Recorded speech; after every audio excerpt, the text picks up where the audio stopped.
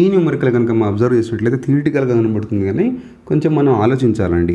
At what point of a projectile motion acceleration and velocity are perpendicular to each other. Acceleration due to gravity కదా మనకి. So velocity component మరియు acceleration రెండు perpendicular ఉన్నాయి projectile మోషన్లో, oblique projectile మోషన్లో. ఎక్కడ అంటున్నాడు, ఆప్షన్స్ ఇచ్చాడు మనకి.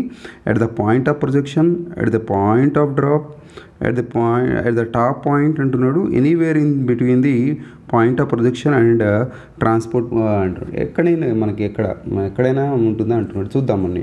సో మనకి acceleration due to gravity g కిందికి ఉంటుంది ఎప్పుడు కూడా. ఇక్కడ మనం తెలుసు వెలాసిటీ కాంపోనెంట్ ఇక్కడ ఎక్స్ యాక్సిస్లో ఒకటి ఉంటుంది, వై యాక్సిస్లో ఉంటుంది.